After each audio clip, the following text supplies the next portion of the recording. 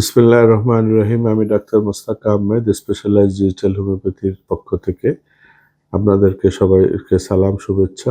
আশা করি ভালো আছেন। আজ আমি আপনাদের কাছে বাতের কয়েকটা শ্রেণীভেদ নিয়ে আলোচনা করব। কি কি ধরনের বাত আমরা আক্রান্ত হই বা কি কি ধরনের বাত ব্যথায় আমরা ভুগি, সেগুলো নিয়ে আমরা মোটামুটি অল্প কথা আমরা আলোচনার চেষ্টা করব। আপনারা মনোযোগ দিয়ে শুনবেন।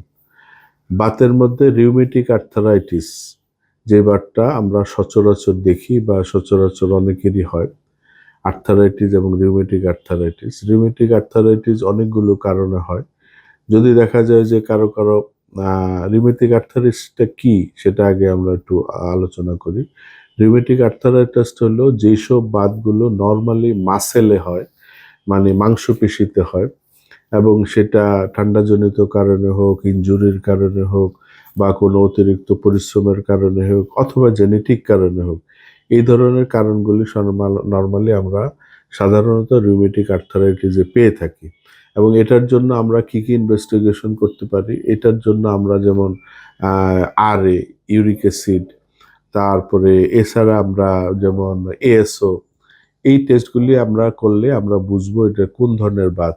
এএসওতে যদি পয়েন্ট বেশি পাওয়া যায় 200+, তাহলে বুঝবো এটা রিউমেটিক আর্থারাইটিস।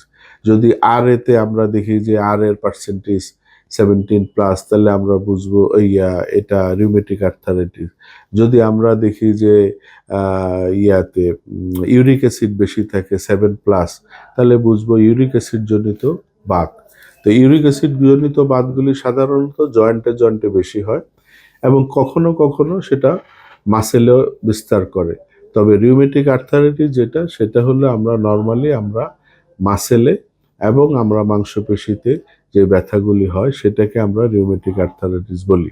তো এখন এই রিউমেটিক আর্থারাইটিস বা মানে মাংসপেশির যে বাতগুলো, সেটা কিন্তু আমাদের খুব খুব ভালো ট্রিটমেন্ট আছে হোমিওপ্যাথিতে, যেমন উইদাউট সাইড এফেক্ট, তারপরে আপনার পেইন কিলার, আমরা এই চিকিৎসাটা করতে পারি এবং সেটা পার্মানেন্টলি আর নিরাময় যোগ্য। যেমন যদি মাসেলে ব্যথা হয় এবং সেই ব্যথাগুলি যদি টিপলে আরাম পাওয়া যায়, সেই ক্ষেত্রে আমরা রাস্টসকে চিন্তা করতে পারি। This is the best medicine. তবে এটা হায়ার পটেন্সি, এবং যদি আমরা জেনেটিক অন্য কোনো তাকে সিমটোমেটিক অন্য কোনো ওষুধ আসে, সেটা ব্রায়ানি আসতে পারে, ডালকামার আসতে পারে, বা বিভিন্ন সিজনাল এফেক্টের কারণে যদি হয় সেটা বিভিন্ন রকম ওষুধ আসতে পারে। তবে আমরা এই রোগগুলি কিন্তু খুব সহজেই হোমিওপ্যাথির মাধ্যমে নিরাময় করা সম্ভব। ধন্যবাদ। আজকে এই পর্যন্তই। নেক্সটে আমরা আবার বাতের কোনো জিনিস নিয়ে আসবো। আপনারা ভালো থাকবেন, সাথে থাকবেন।